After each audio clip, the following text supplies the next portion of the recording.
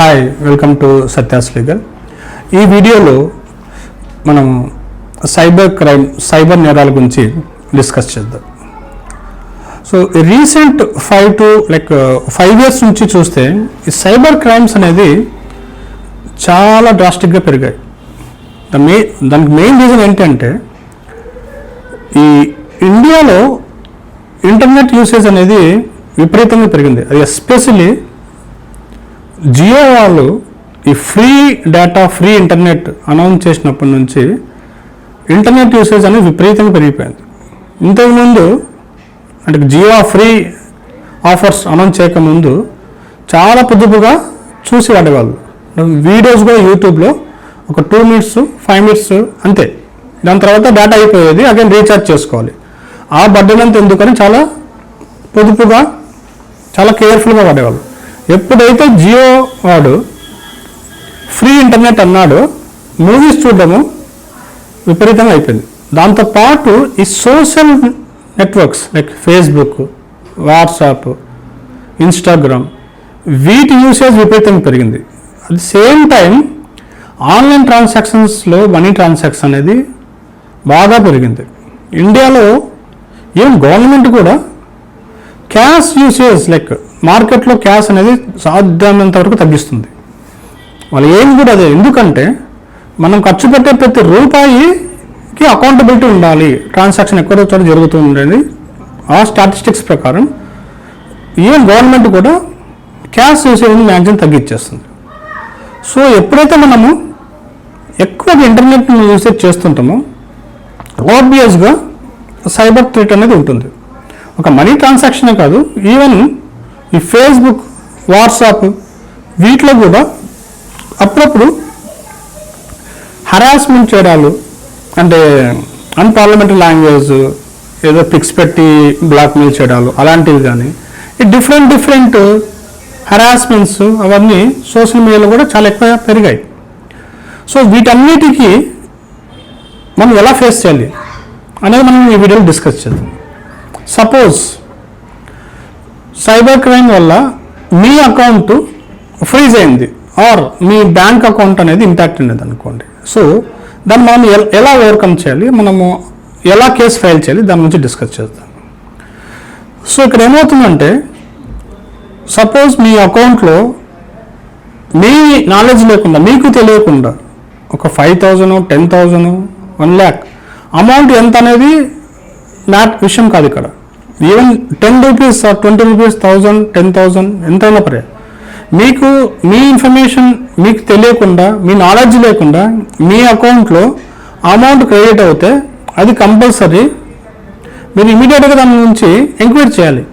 Particular bank customer కేర్కి phone చేసి ఈ సో అమౌంట్ ఈ పర్టికులర్ డేట్లో నా నాలెడ్జ్ లేకుండా నాకు అమౌంట్ అనేది క్రెడిట్ అయింది, ఎక్కడి నుంచి వచ్చింది అనేది మీరు కంపల్సరీ ఎంక్వైరీ చేయాలి. లేని పక్షంలో ఏమవుతుందంటే రేపు ఫ్యూచర్లో ఎవరైతే మీ అకౌంట్లో వేశాడో వాడే నీ అకౌంట్ మీద యాక్సెస్ వచ్చేసి ఉంటుంది మనకు అబ్వియస్గా. సో ఆల్రెడీ నీ దగ్గర ఉన్న బ్యాలెన్స్ మొత్తాన్ని వాడు లాగేస్తాడు. అది ఎక్కడి నుంచి ఈ అమౌంట్ వాడు డిడక్ట్ చేశాడో అనే విషయం నీకు తెలియదు. సో కాబట్టి మీకు ఇన్ కేస్ ఏదైనా తెలియకుండా అమౌంట్ మీ బ్యాంక్లో క్రెడిట్ అయినప్పుడు మీరు కంపల్సరీ వెళ్ళి కస్టమర్ కేర్ ఫోన్ చేసి ఇన్ఫర్మేషన్ గ్యాదర్ చేయాలి. సో సపోజ్ ఏదో బిగ్ అమౌంట్ వచ్చింది అనుకోండి, లైక్ ఒక 10,000 or 50,000 వచ్చింది. సో ఇమీడియట్గా బ్యాంకర్కి ఫోన్ చేసి నాకు ఈ విషయం తెలియదు, సో మీరు రిలవెంట్ యాక్షన్స్ ఏదో ఉంటే వాటిని తీసుకోండి, ప్రొసీడింగ్ చేయండి అని మీరు ఫస్ట్ టైంకి ఒక మెయిల్ పెట్టి ఆ కస్టమర్ కేర్కి ఫోన్ చేసి మనకు ఒక ఇన్సిడెంట్ లాగా ఏదైనా రైజ్ చేస్తే ఆ సైబర్ ద సేమ్ టైం మీరు ఆ బ్యాంక్ అకౌంట్ కూడా ఫ్రీజ్ చేయమని చెప్పేసి, లాక్ చేయమని చెప్పేసి టెంపరీగా మనకు ఒక రిక్వెస్ట్ పెట్టాలి. లేదంటే సైబర్ థ్రెట్, సైబర్ క్రైమ్లో వచ్చిన దానికి మీరు ఇంపాక్ట్ కావాల్సి వస్తుంది. సో అదొకటి. Same way like amount credit అయింది, అప్పుడు చేయాల్సిన పని అయింది. అమౌంట్ డెబిట్ అయింది అంటే మీ అకౌంట్ నుంచి అమౌంట్ వెళ్ళిపోయింది మీకు తెలియకుండా, ఎంతైనా సరే అది చిన్న అమౌంట్ పెద్ద అమౌంట్ అనేది సెకండరీ. ఈ సిచ్యుయేషన్లో కూడా సేమ్ బ్యాంక్కి ఇన్ఫార్మ్ చేసి ఇక్కడ ఏదో సమ్ అన్వాంటెడ్ బిహేవియర్ జరుగుతుంది కాబట్టి మీరు దయచేసి దీన్ని లాక్లో పెట్టండి, అది ఇన్వెస్టిగేషన్ చేయండి అని ఒక రిక్వెస్ట్ పెట్టి ఉంటే మీ అకౌంట్ అనేది సేఫ్ లాగా ఉంటుంది. అదర్వైజ్ చాలా ప్రాబ్లమ్స్ ఫేస్ చేయాల్సి వస్తుంది. మీ అకౌంట్ కంప్లీట్గా హ్యాక్ అయిపోయి అమౌంట్ అంతా డిలీట్ చేస్తారు. ఎవరు చేస్తున్న విషయమో తెలియదు. ఓకే, సైబర్ క్రైమ్ అనేది యాక్చువల్లీ ఎలా వర్క్ అవుతుంది, ఎలా ఇంపాక్ట్ అవుతున్నది మీకు ఎక్స్ప్లెయిన్ చేస్తాను. దాని నుంచి ఎలా మనం ఓవర్కమ్ చేయాలి. ఓకే, సపోజ్ ఎక్కడో యూపీలోనూ కాశ్మీర్లోనూ ఒక పర్టికులర్ బ్యాంక్ అకౌంట్ నుంచి ఒక 1 lakh అనేది ఈ సైబర్ క్రైమ్ వాడు హ్యాక్ చేసి దాన్ని డిడక్ట్ చేసి ఉంటాడు. అంటే అమౌంట్ను ఆ పర్టికులర్ బ్యాంక్ నుంచి ఒక 1 lakh రూపీస్ తీసుకున్నాడు. దాన్ని ఆ అమౌంట్ను వాడు ఏం చేస్తుంటే 1 lakhని ఇంకా 10 డిఫరెంట్ ట్రాన్సాక్షన్స్గా అకౌంట్ ఏ, అకౌంట్ బి, అకౌంట్ సి అలా 10 డిఫరెంట్ ట్రాన్సాక్షన్స్గా ఒక 1 lakhని 10,000 అలా ట్రాన్స్ఫర్ చేస్తూ వెళ్ళిపోతూ ఉంటారు. సో ఇదంతా ఒక చైన్ సిస్టమ్ లాగా వర్క్ అవుతుంటుంది. సో మీకు తెలియకుండా ఒక 10,000 మీ అకౌంట్లో డిపాజిట్ అయింది. సో అప్పుడు ఏమవుతుందంటే ఏ అకౌంట్ నుంచి ఏ యూపీఐని ఎక్కడైతే వారి అకౌంట్ నుంచి అమౌంట్ డిడక్ట్ అయిందో వాడు వెళ్ళి సైబర్ క్రైమ్లో కంప్లైంట్ ఫైల్ చేస్తాడు. కంప్లైంట్ లాడ్జ్ చేసినప్పుడు ఇక్కడ సైబర్ క్రైమ్కి కంప్లైంట్ లాడ్జ్ చేయడానికి 1930 అనేది ఇండియా లెవెల్లో ఉన్న కంప్లైంట్ నెంబర్. సైబర్ క్రైమ్ ఏదైనా సరే సైబర్ నేరాలకు వాటికి 1930కు మీరు కాల్ చేసి కంప్లైంట్ అనేది ఫైల్ చేయొచ్చు. లేదంటే ఈవెన్ త్రూ ఆన్లైన్ కూడా ఈ పర్టికులర్ వెబ్సైట్లో ఆన్లైన్లో కూడా మీరు కంప్లైంట్ని ఫైల్ చేయొచ్చు. ఓకే, సపోజ్ యూపీలోనూ కాశ్మీర్లోనూ ఒక అకౌంట్ నుంచి అమౌంట్ డిడక్ట్ చేశారు సైబర్ క్రైమ్ వాళ్ళు, సైబర్ నేరగాళ్ళు. ఓకే, సో అమౌంట్ వాడు 10 ట్రాన్సాక్షన్స్గా డివైడ్ చేసి మీ పర్టికులర్ అకౌంట్లో ఒక 10,000 డిపాజిట్ అయింది మీకు తెలియకుండా. సో ఇన్ బిట్వీన్ వాడు ఏం చేస్తాడంటే వాడు అక్కడ యూపీలో సపోజ్ ఎఫ్ఐఆర్ ఫైల్ చేస్తాడు సైబర్ క్రైమ్ది. వాళ్ళు స్లోగా ఇన్వెస్టిగేషన్ చేస్తూ ఆ ట్రాన్సాక్షన్ మీ దగ్గర వచ్చి అవుతుంది. సో ఇమీడియట్గా అక్కడ ఉన్న police department, cyber crime department ఏం చేస్తారంటే మీ బ్యాంకుకు ఒక నోటీస్ పంపుతారు, రిటర్న్ మెయిల్. సో అకౌంట్ నుంచి ఇంత అమౌంట్ దీనిలో ట్రాన్సాక్షన్ అయింది, ఇది సస్పెక్టెడ్ అకౌంట్, ఇది సైబర్ క్రైమ్లో ఇన్వాల్వ్ అయింది, దీన్ని మీరు బ్లాక్ చేయండి అని. మీకు తెలియకుండా అకౌంట్ బ్లాక్ అయిపోతుంది.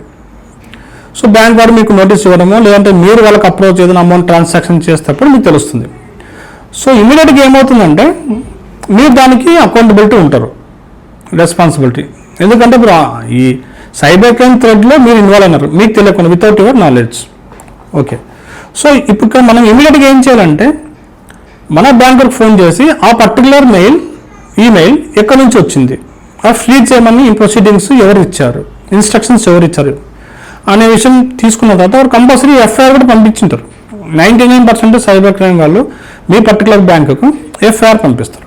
ఆ ఎఫ్ఐఆర్ తీసుకొని ఇక మేజర్ ప్రాబ్లం ఏంటంటే సైబర్ క్రైమ్స్లో ఎక్కడో డిఫరెంట్ స్టేట్స్లో వెరీ రిమోట్ ఏరియాలో ఉన్న ఏరియా నుంచి కూడా ఎఫ్ఐఆర్ ఫైల్ అవుతుంది. మనమేమో ఇక్కడ సిటీస్లో లేకుండా ఇంటీరియర్ నార్త్ నుంచి ఇంటీరియర్ సౌత్లో ఉన్న మనకి ఎఫెక్ట్ పడుతుంది. సో ఇక్కడ మనం ఏం చేసామంటే ఆ పర్టికులర్ ఎఫ్ఐఆర్ తీసుకొని ఎక్కడైతే ఫైల్ అయిందో ఆ పర్టికులర్ పోలీస్ ఆఫీసర్కి ఒకసారి కాల్ చేసి మన కేసు క్లియర్గా ఎక్స్ప్లెయిన్ చేసి మన సైడ్ నుంచి ఎక్స్ప్లెనేషన్ ఇవ్వాలి. మేము ఇన్వాల్వ్ కాలేదు బట్ స్టిల్ మేము కోఆపరేట్ చేస్తాం కాబట్టి మా అకౌంట్ను మీరు అన్ఫ్రీజ్ చేయండి అని ఒక రిక్వెస్ట్ పెట్టండి. సపోజ్ ఆఫీసర్ వింటే ఓకే, వినప్పుడు ఏం చేయాలంటే బ్యాంకు నుంచి మీకు 3 months హిస్టరీ, ట్రాన్సాక్షన్ హిస్టరీ తీసుకొని మీరు ఒక డిక్లరేషన్ మీరు సైన్ చేసి మేము ఈ పర్టికులర్ సైబర్ క్రైమ్లో ఇన్వాల్వ్ కాలేదు, ఇది వితౌట్ మై నాలెడ్జ్, నా నాలెడ్జ్ లేకుండా నాకు తెలియకుండా అమౌంట్ డిడక్ట్ అయింది ప్లస్ నా బ్యాంక్లో క్రెడిట్ అయింది, దానికి నాకు ఎటువంటి సంబంధం లేదు కాబట్టి మీరు నా అకౌంట్ మీరు అన్ఫ్రీజ్ చేయండి, అన్లాక్ చేయండి అని ఒక రిక్వెస్ట్ లెటర్ పెట్టాలి. రిక్వెస్ట్ లెటర్ పెడితే అప్పుడు ఆ పర్టికులర్ ఆఫీసర్ దాన్ని మీ దగ్గర డిక్లరేషన్ తీసుకున్నాక అకౌంట్ను రిలీజ్ చేసే ఛాన్సెస్ ఉన్నాయి. అలా లేని పక్షంలో మీరు అగైన్ బ్యాంకర్కి ఒకసారి క్లియర్గా మాట్లాడి ఆ పర్టికులర్ ఏ స్టేషన్ అయితే ఎఫ్ఐఆర్ ఫైల్ అయిందో మీరు ఇన్ పర్సన్ వెళ్ళాల్సి వస్తుంది. ఇన్ పర్సన్ వెళ్ళి అక్కడ డిక్లరేషన్ తీసుకొని అక్కడి నుంచి ఇన్వాయిస్ తీసుకురావాలి. అంటే ఎక్కడైతే ఎఫ్ఐఆర్ ఫైల్ అయిందో అక్కడి నుంచి ఒక రిటర్న్ స్టేట్మెంట్ ఇస్తారు particular cyber crime police officer. ఆ రిటర్న్ ఎండోర్స్మెంట్ ఇచ్చేసి అకౌంట్ను ఇక్కడ అన్ఫ్రీజ్ చేయండి అని తీసుకొని ఆ అకౌంట్ అన్ఫ్రీజ్ చేయవలసిన ఇన్వాయిస్ని తీసుకొని వచ్చి ఇక్కడ బ్యాంకులో సబ్మిట్ చేస్తే మీ అకౌంట్ అనేది అన్ఫ్రీజ్ అవుతుంది. సో ఇవన్నీ మోర్ కాంప్లికేషన్స్. అందుకని మీ అకౌంట్ను మీరు ప్రాపర్గా మానిటర్ చేస్తూ ఉండాలి. ఎస్పెషలీ ఫోన్పేలు, పేటిఎంలు ఇవన్నీ విపరీతంగా పెరిగాయి కాబట్టి గూగుల్ పేస్ ఇవన్నీ పెరగడం వల్ల. సో అమౌంట్ వచ్చిందనుకోండి ఇన్ కేస్, అప్పుడు అట్లీస్ట్ వీక్లీ వన్స్ అన్నా మీరు దాన్ని మానిటర్ చేస్తూ ఉంటే మనకు ఒక ఐడియా ఉంటుంది. లేకపోతే all of sudden one fine day మన దగ్గర ఉన్న అమౌంట్ మొత్తం లాగెచ్చేస్తారు. దాన్ని రికవర్ చేయడం అనేది చాలా హెక్టిక్ ప్రాసెస్. ఓకే, హోప్ మీకు అర్థమైంది అనుకుంటున్నాను ఈ కాంప్లికేషన్స్ అన్న సైబర్ క్రైమ్లో అది ఎలా ఓవర్కమ్ కావాలి వీటన్నిటిని. Thank you for watching.